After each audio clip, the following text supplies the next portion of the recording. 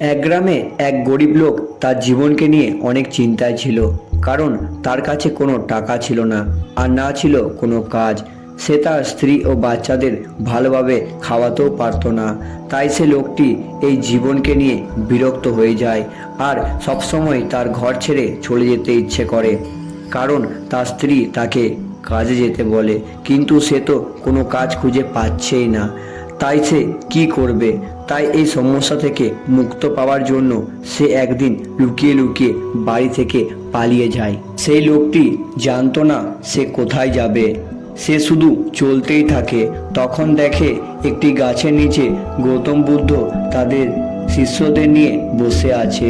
এটা দেখে লোকটি ভাবে সেও সন্ন্যাসী হয়ে যাবে এবং গৌতম বুদ্ধের শিষ্য হয়ে গৌতম বুদ্ধের সঙ্গে থাকবে।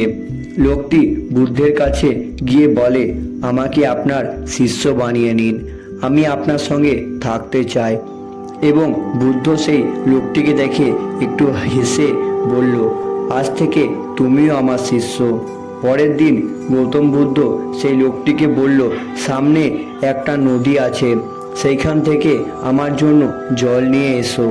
এরপর সেই লোকটি জল আনার জন্য নদীর দিকে যায়। সেইখানে গিয়ে দেখে জঙ্গলের কিছু প্রাণী সেইখানে খেলা করছে, আর ওই লোকটিকে দেখে সমস্ত প্রাণীগুলো পালিয়ে যায়। কিন্তু যখন প্রাণীগুলো পালিয়ে যায় কারণে সেই জলের নিচে জমে থাকা কাদা বালি জলের সঙ্গে মিশে যায়। এতে সেই জলের পুরো নোংরা অবস্থা হয়ে যায়।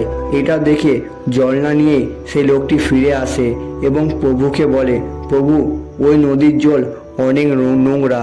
এই কথা শুনে গৌতম বুদ্ধ কিছুক্ষণ চুপ থাকে এবং কিছুক্ষণ পরে সেই লোকটিকে ডেকে বলে, এবার যাও, আমার জন্য জল নিয়ে এসো।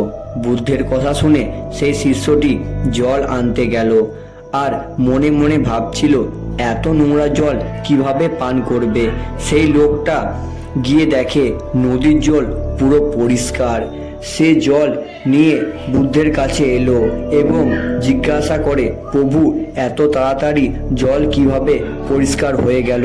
গৌতম বুদ্ধ বলল, তখন বিভিন্ন প্রাণী জলে খেলা করছিল, তাই জলটা নোংরা ছিল। কিন্তু পরে সেই নোংরাগুলো জলের নিচে বসে যায়, তাই জলটা পরিষ্কার হয়ে যায়। একইভাবে আমাদের সাথে এটাই হয়। সমস্যা, চিন্তা আমাদের মনকে অশান্ত করে তোলে, আর তখনই আমরা ভুল সিদ্ধান্ত নিই। কোনো জিনিসের সিদ্ধান্ত নেওয়ার আগে যদি আমরা মনকে শান্ত রাখি, তাহলে আমাদের ব্রেন ওই জলের মতনই শান্ত হয়ে যাবে। সেই সময় আমরা যে সিদ্ধান্ত নেব সেটা সঠিক হবে। এরপর সেই লোকটি তার ভুল বুঝতে পারল এবং প্রভুকে প্রণাম জানিয়ে ঘরে ফিরে গেল। বন্ধুরা, এই গল্প থেকে আমরা এটাই শিখতে পারি, আমাদের কোনো সিদ্ধান্ত রাগের মাথা নেওয়া উচিত না। মনকে শান্ত করে ভবিষ্যতের কথা চিন্তা করে সিদ্ধান্ত নেওয়া উচিত।